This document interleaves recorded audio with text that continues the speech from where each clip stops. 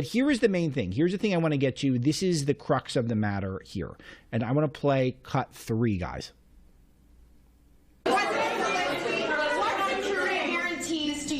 From President Trump to be able to make a deal? Is it American troops, intelligence, equipment? What is it? Everything.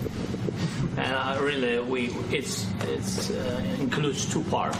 First, strong Ukrainian army that I began to discuss with your colleagues.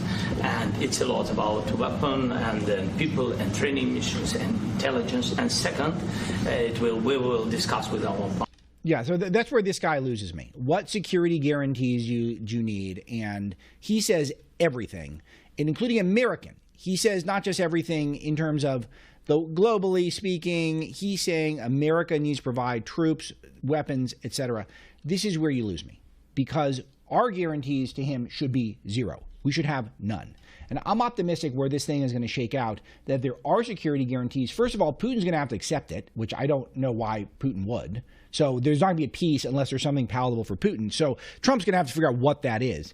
And who provides security guarantees? It's got to be Europe. Europe is much more higher stakes here for them than it is for us. This is much more their war than ours. And there's no imperative for the United States of America to provide any security guarantees for Ukraine. We're already kind of doing that because we keep funding them to the absurd degree that we are. $100 million plus more and more and more. That was when he started to lose me, by the way, when the first check to Ukraine was a round $100 million and 0 cents. I always found that to be sort of an absurd thing. So yeah, we ran the numbers and it just turned out to be exactly 100 million. That's how much it is. No, that's giving away the game. The game is that this is all some sort of a big grift, keep the war industry going and keep a lot of these oligarchs, keep their wallets fat, while also doing harm to Putin, who everyone seems to hate. That was the game here. And so we're not providing any security guarantees, at least in my opinion. That should not be the way it is, because it's just not our battle. We can't be providing security guarantees all around the world, and I highly doubt that Russia would accept it if we did. So what does that look like? Does Europe provide security guarantees? Maybe. And if so, how does a peace get brokered?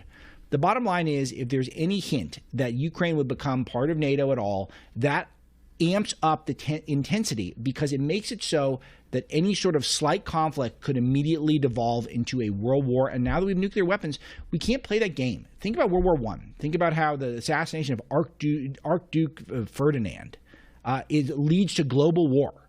Hundreds of thousands, not millions dead. We have to be very careful with this stuff. We cannot amp up the stakes for no reason. And that's exactly what he's calling for. He's calling for everything provided by America. And that's where I urge some caution here. When we come back from the break, I'll bring in Peter Schweitzer here, who's one of the smartest guys in the world, period, and especially on topics like this. He's studied national security for a long time, he'll be able to help me break down what a peace could look like, but what is the common interest of the United States with the rest of Europe? But in particular, keep an eye on this concept that of course, we want to stop the killing. Of course, we want to stop the bloodshed. We all want this as humanitarians. Trump wants this for a million reasons as well. But the main thing that you have to look at here is, what is America's stake? Why do we want to put the possibility of American blood, treasure, troops, etc.? Why would we want American bodies on the line in this case? We don't, and that's the stakes right now.